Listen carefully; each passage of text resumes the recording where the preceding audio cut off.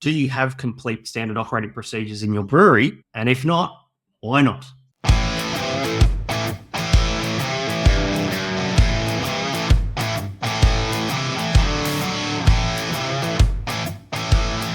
G'day brewers, welcome to the Quality-focused Pro Brewers podcast. My name is Hendo and I am a pro brewer coach from the Rockstar Brewer Academy.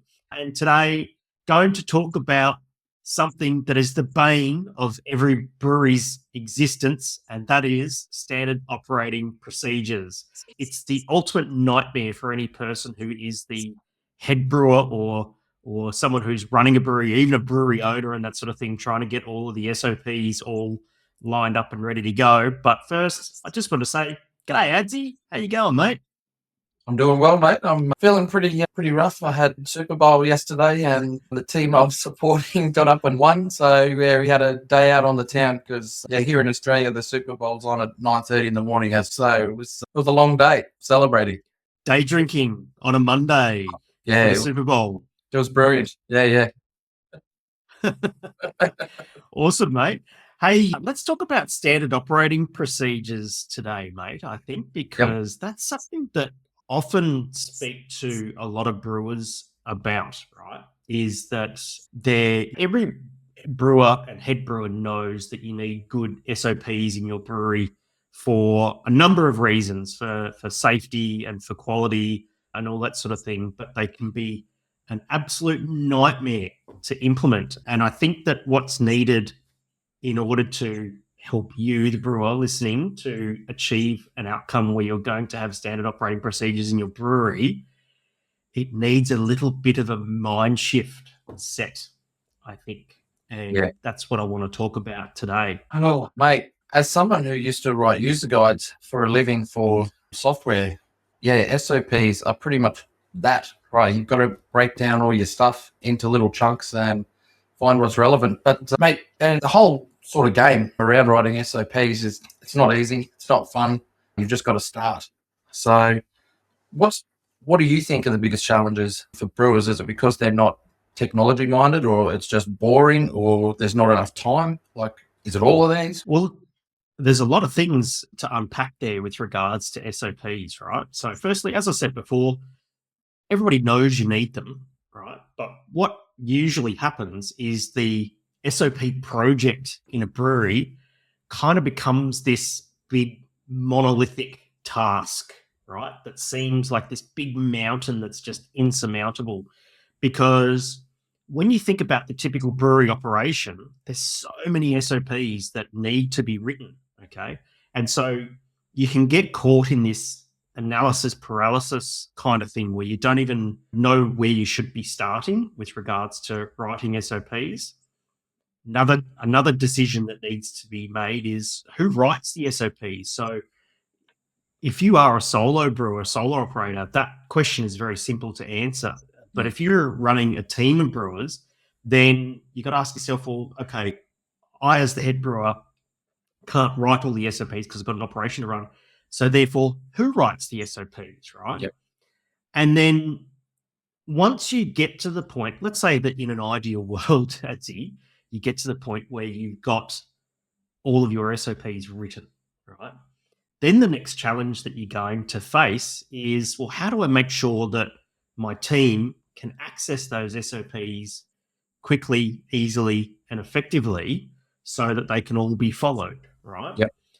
And the biggest mistake in around SOP projects that I see is treating the SOP project as just that, a project, as if like, okay, it's done, we'll do this project, we'll write all the SOPs, and when it's done, it's like, yep, pack it up, boys, we're done. We don't need to worry about it.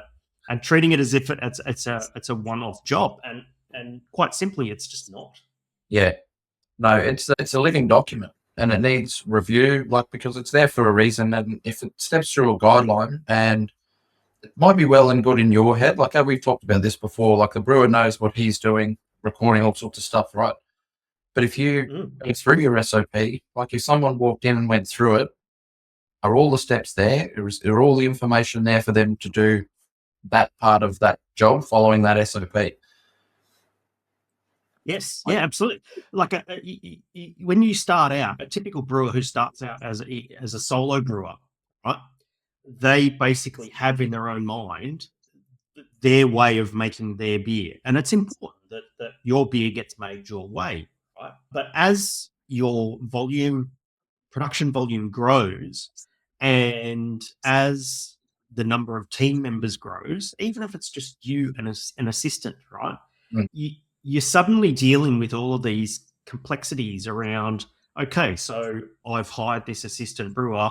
This assistant brewer doesn't have the same skill set or experience as me. How do I make sure that I get my beer made my way, right? Yep. Because ultimately, what happens is, in the absence of not having SOPs and not being able to transfer that knowledge of how to do jobs in a brewery, right? First up, you're going to have an unsafe brewery, right? Yeah. That's hugely important, right? And I love me.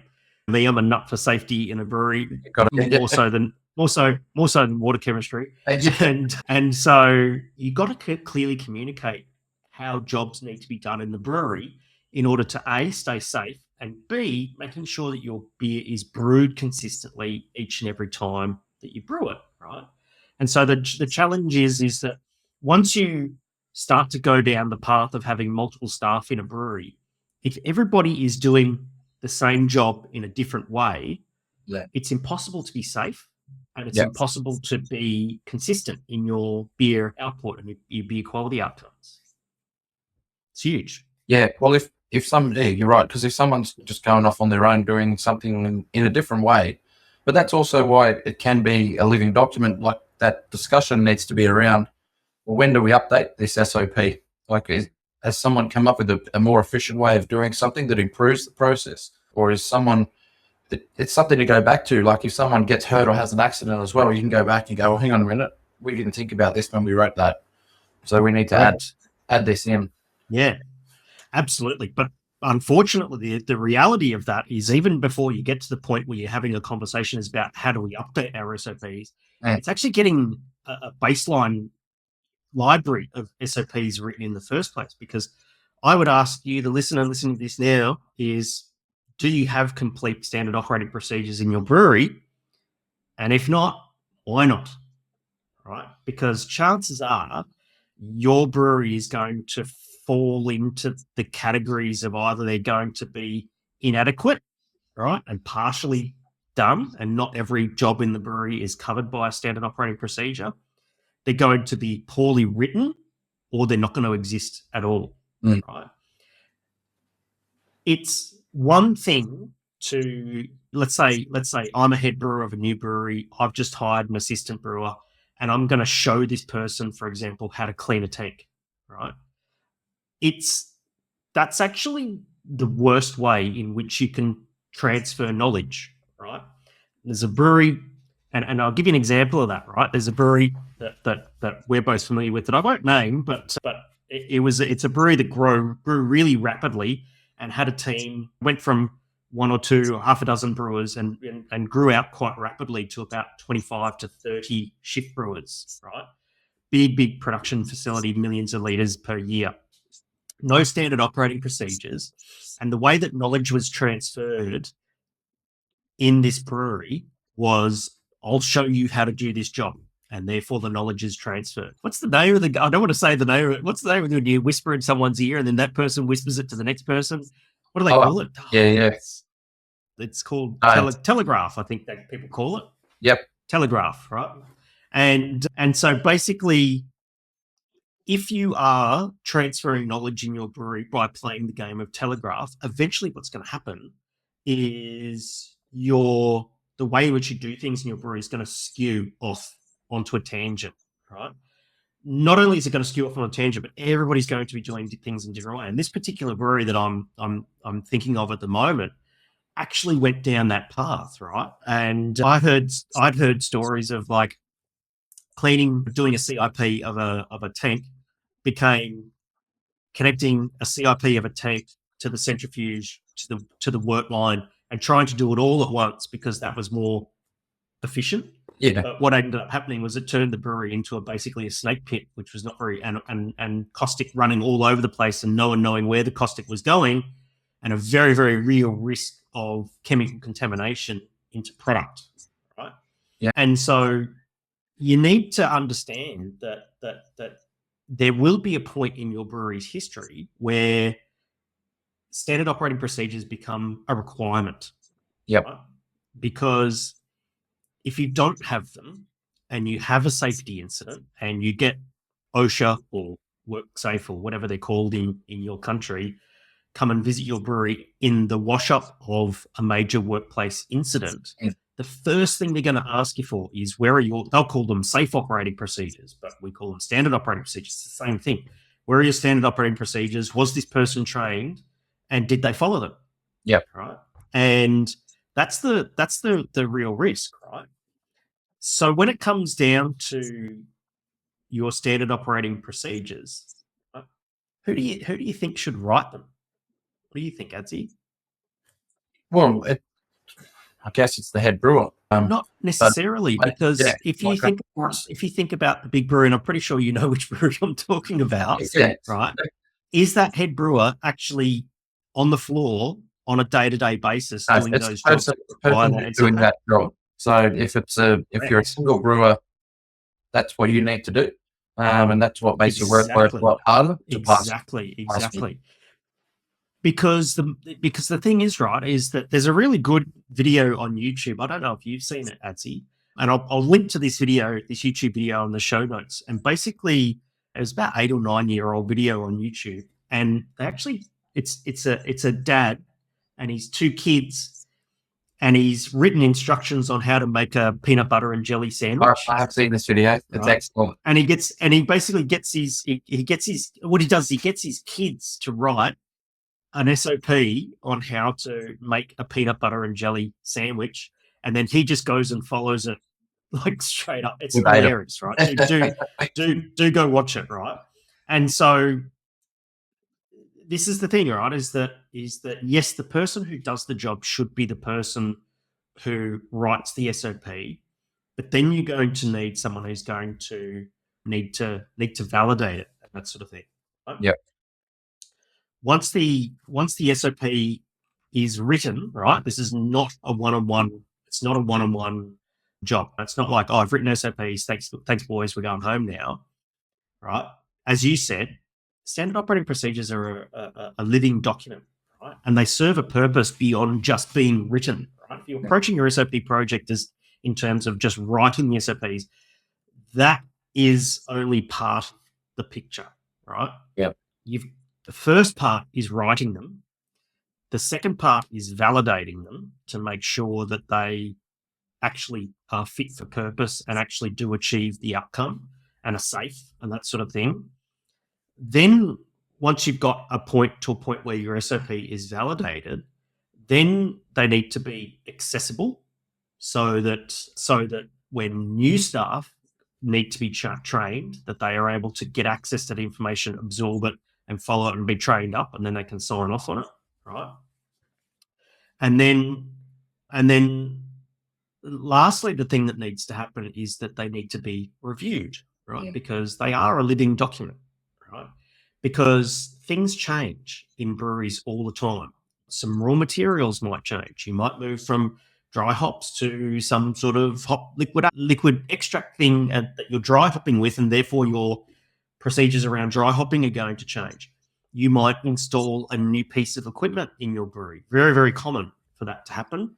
And as a result, you might go from cleaning a tank with a single pump to installing a CIP cart in your brewery. And therefore, the procedures around CIP are going to dramatically change. People change, right? Yeah. You have staff turnover is pretty natural, and those sorts of things change. And as a result, right, your SOPs definitely become a living document. So taking that in mind, right, it's really important that when you write SOPs that you have some version control around it, right? So that you can track how they used to be versus what they are now versus what they're going to be in the future, right? And then making sure that that is accessible by all the staff. Yep. Have you got like some sort of structure or principles about what should be around implementing SOPs? Yeah. It's yeah, absolutely. Yeah, so we've got a structure at the Rockstar Brewer Academy. There's a couple of things we do at the Rockstar Brewer Academy that fast track getting SOPs written and maintained in your brewery. The first thing we do is we break down, right? It can just be this analysis paralysis of thinking about all these SOPs that you've got to write. Let's just break down the big job into smaller and more manageable chunks. Right? So first thing you need to do, and this is really, really easy, is just group the areas in your brewery where the SOPs are required. Right? And so basically there's 5 areas in a brewery where SOPs are needed. You've got administrative tasks. So that's things like raw materials in, finished goods out, all your financials, all your record keeping, whether you're using a brewery management system and how that works and how that should work and that sort of thing. Right? That's admin. The second one is brew house operations. So anything that revolves around work production and CIP of your brew house and stuff like that, brew house operations, right? You're not going to have a single SOP on how to run a brew day in your brewery. It's too big. It's a big day, right? But having brew house operations as a group means that you can break that down into smaller chunks like milling, mashing, lautering, boiling, knockout, etc. Right? Then you've got all of your cellar operations, right? So cellar operations is things like cleaning fermenters, cleaning bright temps, how to transfer beer, how to run the centrifuge, how to carbonate beer, all that sort of stuff, dry hopping, everything like that is in your cellar operations. Yep. The fourth part is your packaging operations. So everything that's revolves around CIP, SIP, or packaging equipment, kegging, canning, bottling, anything that revolves around those things, packaging operations. And then the last area is quality and lab. So for example, that's things like what's the procedure for using the density meter? What's the procedure for using the pH meter, right? The things around gathering information, okay? How to use your ZARM, how to use your C-Box, all that sort of stuff. That all comes under the banner of quality and lab, right? So just to recap, administrative tasks, brewhouse operations, cellar operations, packaging operations, and your quality and lab, right? Once you group that, right, it becomes really easy to break that down. And before you even like start to write any SOPs, make a list of the SOPs you need. Yeah. And then you can break things down even further. It's a great place to start. Yeah. Your level of detail, because you don't want to do too much because then it just becomes a novel. But you also need to have it at a certain amount of detail in there as well, right? It's like when I used to write user guides, you've got to almost write them like you're writing for a preschooler because you've got to step them through every single process because some people, depends on your audience, right? But as brewers, we're expected to have a certain level of experience and understand stuff. So you don't need to explain, oh, this is what a mill does and this is why we do it. Like, we're just writing how to mill. Yes, exactly. Right. So structuring your SOPs and crafting your SOPs for the audience that they're intended is super important, right? An SOP can start as simple as a bunch of bullet points, right? Yeah. But then it can be broken down from there. Like for example, take as I said before, work production, brew day, right? One SOP is not going to cover that. Okay, it's too much, right? To determine whether something in your brewery requires an SOP, right? A little checklist for you is A, does more than one person do this job? Right.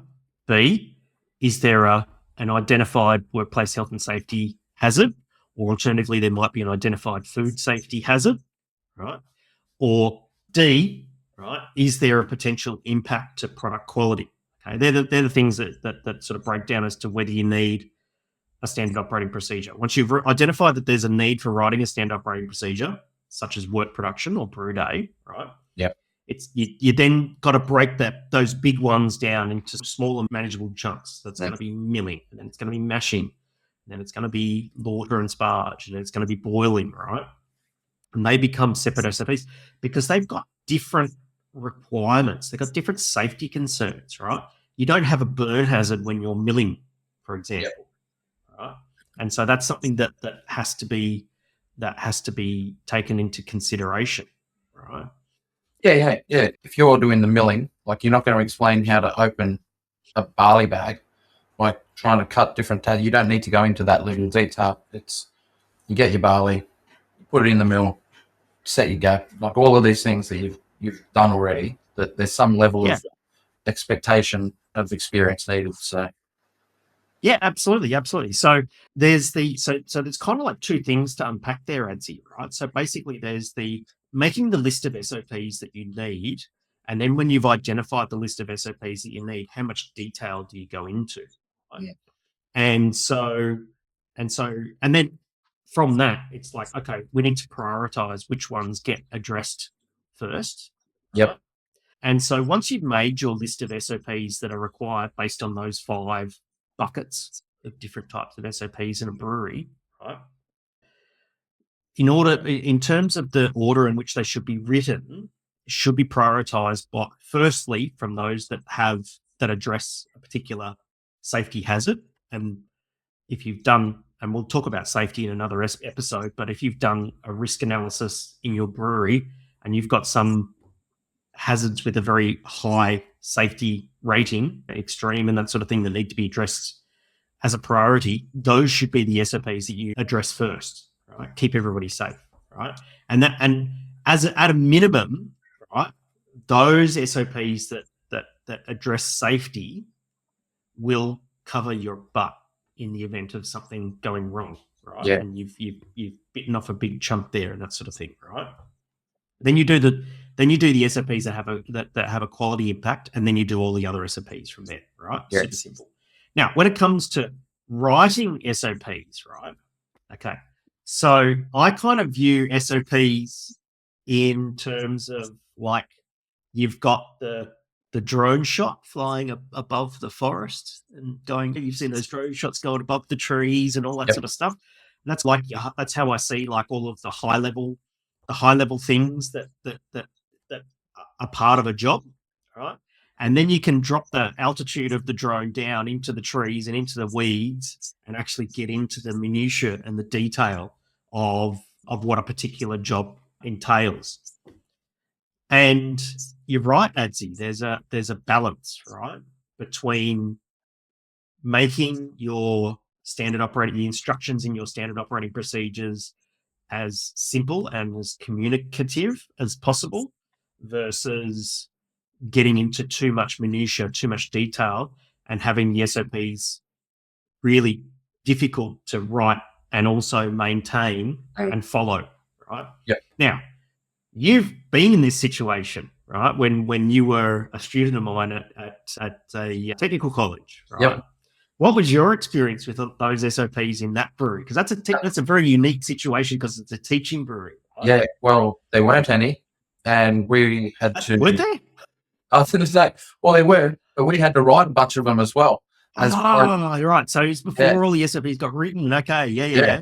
So a lot of our structure of our learning capacity was to write the SOPs for some of these steps were probably what you guys took to be the SOPs for subsequent courses because they were still being written as they went. Yeah, we were heavily involved. Correct. Okay. All right. Now I remember. Okay. That was early days of the course. Oh my God, we're showing your age here, Adsy. Do you know how those SOPs turned out? Are you aware of how those SOPs finally in the teaching brewery ultimately turned out? No. We just wrote them on Word documents. You would have written things like, okay, so let's say you're doing the brewhouse CIP, standard operating procedure, right? Yep. It would have been open the kettle bottom valve, open the pump inlet valve, open the brewhouse outlet valve, open this valve, and very, very rote sort of thing, which at the time when we were writing those standard operating procedures, that made sense, right? But those instructions were very much in the weeds, right? Not the drone shot at all, right? Whereas what we could have written was pump the caustic in the kettle using the work pump to the spray ball and create a CIP loop. Right? Yep. We could have addressed that in one go, in a different way, in a more high level way. Okay. Now, here's a lesson learned from me, mate, is that we wrote those SOPs that you wrote that were very detailed and in the weeds and that sort of thing. What the experience that happened from that, we thought we were doing the right thing at the time, but the mistake that we made was that we made them too detailed, and they could be followed one sentence at a time, right? Which is fine. However, it was very hard for subsequent students to actually learn the job and do the job without the SOPs and actually build some experience. Yep. Right? So it's almost like every little job of moving a liquid from one place to another, moving the caustic from the kettle to the mash tun, had to be followed, and was this really, really detailed checklist. Yeah. Whereas what probably would have sufficed is in the teaching brew, we've got our 4 steps for moving liquids, and we could have said, right, you know how that works. Now I want you to move that liquid from kettle to the mash tun. Yep. Right? And that probably would have done the job better. Yeah. So what a lesson learned, mate. But that's a classic case of why you go back and review these things and check out Absolutely. what needs to be updated. Yes. Yeah. Absolutely.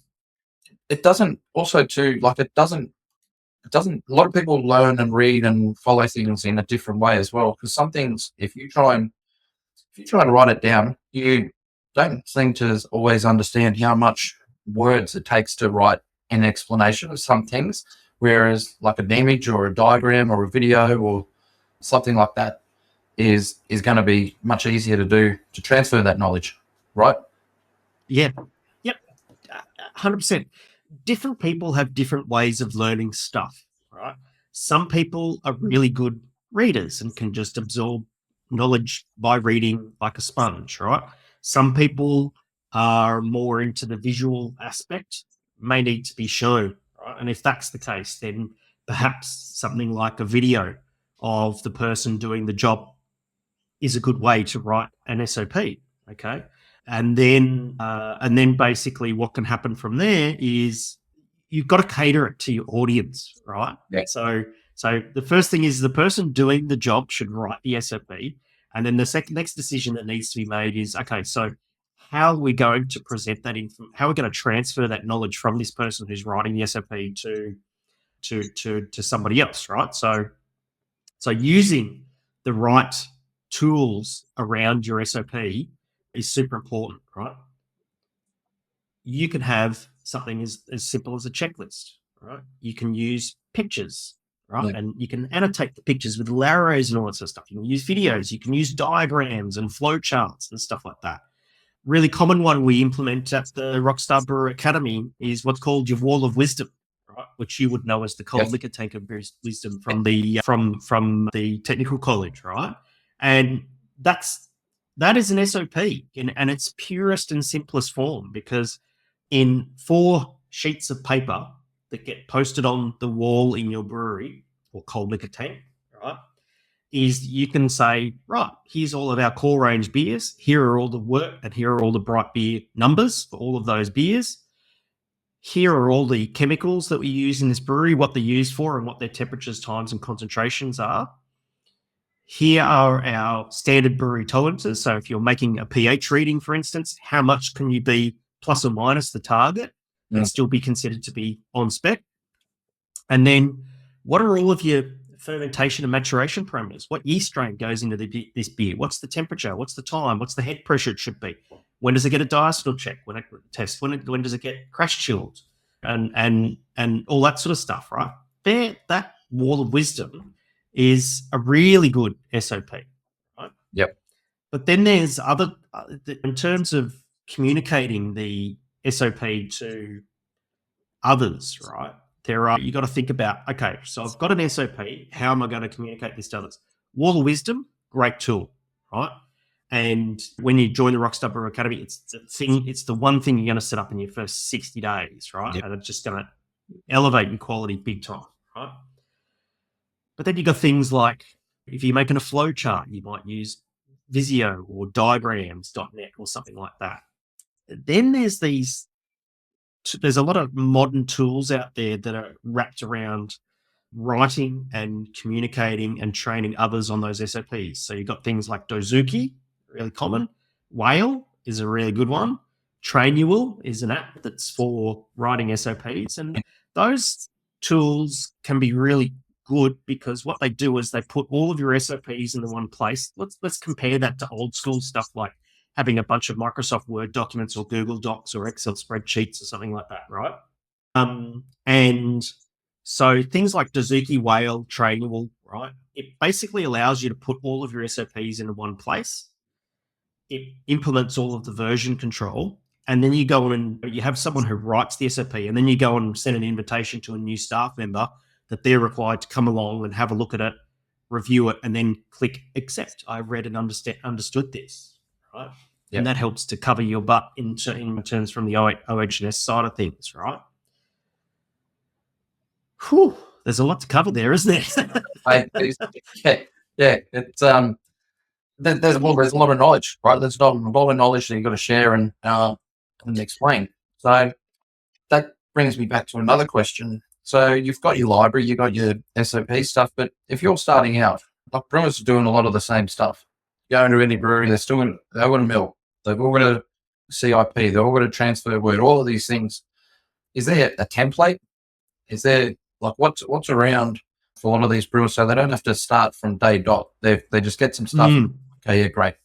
Give you something better than a template. And I get asked a lot, Hendo, have you got an SOP template and that sort of thing? I give you something better than that. So what we have, what one of the member benefits of the Rockstar Brewer Academy is that we have an SOP Swipe File Library. Okay? Yeah, right. And so basically, instead of having to write SOPs from scratch, right, we have collected up a whole bunch of SOPs on different jobs that get done in the brewery over the years, and we pooled them all together, right? So if you've got an SOP for a particular job in a brewery, well, you can share that with the community. Yep. Okay. And if you need an SOP, right, well, you can go to the SOP Swipe Library and you can go and download it, right? Now, every brewery is different. I accept that, yep. Right? Every brewery is different, and and you will need to contextualize things to your particular brewery, right? But what that means is that instead of having to write the SOP from scratch, you're 80% of the way there, and you've only got the 20% of the job to go of writing that SOP, right? By just contextualizing it from that sort of generic or something that's particular to another brewery to yours, okay? That makes that job so much easier. It's a massive time saver, save loads of time, save loads of money. It's a huge win and that sort of thing. Plus, there's the community aspect of it. Yep. We're all helping each other. And some SOPs don't need to be contextualized that much, right? So take your DMA 35 density meter. Almost every brewery's got one, or an easy DEMS at the very least, right? Yep. That's not going to change, right? So all you got to do is just take it, make some minor tweaks, whack your own logo on it, and it's done. Right? Job done. Then you can focus on the more important stuff. You know, the more important challenges, right, is that how am I going to effectively share this SOP with my staff, and how I'm going to validate it, how I'm going to make sure that that everybody's being communicated. Actually, everybody does the job according to the SOP, right? And so that's what I really love about the Rockstar Brewer Academy SOP Swipe Library, is that it really is that rising tide lifts all boats kind of thing. And it's a lot of value that saves a load of time. Yes, we also have a template for creating SOPs because our SOP library is always going to be incomplete. And so if you have a particular job in your brewery that's not covered by that and you do need to go and write it from scratch, yes, we've got a template. We've got two templates, actually.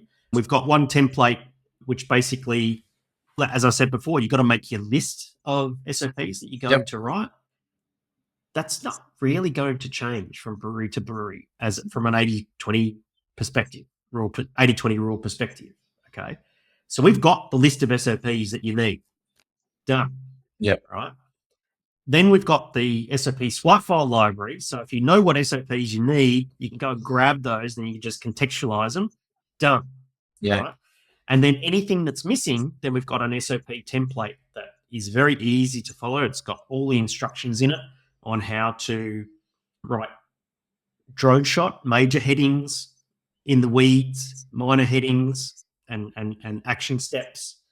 And the SOP template that we've got follows a format, right? So, for example, on the front page of the SOP, it says what job it does, what equipment you need, how many people are required to do the job, what are the hazards involved, what are the PPE that you need, are there any related SOPs? And so there's that standard format there, and then it dives into how the job gets done. Yeah. So you can really fast track that job of writing SOPs really, really quickly. Right? Yeah, that sounds like it's a pretty cool member benefit. I reckon. Have you, and I'm sure that you have, I'm looking for a story here, where, like, what sort of example have you got where an SOP wasn't followed and something bad happened, like impacting the word or a safety thing maybe? I don't know. But have you got something? Yeah. I've got one, but I think we might save that for a dedicated episode. So but I'll drop a hint though on that. So when I first started on my career as a professional brewer, on my 9th day on the job as a professional brewer, I was involved in a major industrial accident where a 12 hectoliter bright beer tank exploded in front of me and a co-worker, and there were no SOPs, and I was inexperienced, and that major accident happened as it was one of the contributing factors for that incident to occur and that sort of thing. That's the ultimate risk of not having SOPs at all. I think that's the worst case scenario, really, of not having SOPs. But from there, you can take a step back and go, well, I might have SOPs, but they might be poorly written, and they might be being interpreted by the different people who are doing the job. And the beer's turning out different, despite the fact that you've got the standard operating procedures. So then you've got to say, right, well, is this SOP adequate? Does it need a rewrite? And that sort of thing. So this is the importance of standard operating procedures. Best case scenario, your beer is going to be inconsistent. Worst case scenario, people are going to get hurt. Yeah. Right? They're important, right? And it's something that every brewery needs to have, right? And I highly encourage you as a professional brewer, to start down that path sooner rather than later. Let's say the thing is, right, is let's say you're a brand new brewery, right? Let's say you just built a brewery, right, yourself. Okay. Now, I say to a lot of the members of the Rockstar Brewer Academy who've just built a brewery and have joined us, is that you're in for 12 months of troubleshooting shit that happens in your brewery, right? 12 months. That's the time in those first 12 months. And you're not going to have standard operating procedures when you first commission your brewery and you open the doors and you're figuring stuff out and you're dialing equipment in, right? It's just not going to happen. It's not possible. Don't put that expectation on you, because you've got other things to worry about. But that time that you spend ironing out the bugs in your new system, the time that you spend dialing things in, is the appropriate time to write the SOPs. Yep. That is the best time. The second best time is today. Start. Right? Because the thing is that once you've ironed out any bugs and you've dialed in your system, right, keep it dialed in. And that means making sure that the way things are done gets fixed, right? And then have the ability to review those SOPs annually to make those either quality or safety or efficiency improvements that you want to make. SOPs have to be usable, right? Like, that's the whole point of the review. You can't be like super rigid on them and say this is the only way, because they're allowed to be flexibility and go, we're just going to try this today and see what happens. Have you seen any breweries that have big mistakes around that though, or what sort of mistakes are you talking about, mate? Like if trying to implement SOPs where they just think, oh, it's enough, and they don't There's no point writing them and then not letting the staff see them or use them or anything like that. Like, are there any sort of... Oh, yes. You're not going to... So the thing is a good SOP library is not a bunch of Word documents that are on some Google Drive sitting somewhere in the cloud that no one ever sees. That's pointless. Yeah. Right? You're wasting your time, because all that time that you spend writing those SOPs is useless if the SOPs, even if they were paper and they're chucked in the corner in a filing cabinet and never get read by anyone, it's pointless, right? Yep. They have to be accessible. They have to be available on the floor, preferably on a device. Right? Yeah. So that instantly accessible on a phone or on a tablet or something like that. Something everyone's got their phone on them on the brewery floor, right? And the SOPs have to be accessible on the floor, because sometimes as an operator in a brewery, you might be doing a job and you might get stuck and you go, oh shit, what do I do next? Yeah. Right. And if you got that there, because people forget they're human, right? Yeah. And so, yeah, it's like, you got it. They have to be accessible. That's why things like Whale and Trainual and Dozuki, for instance, Dozuki is very expensive, but it certainly serves a purpose. But there's value in that.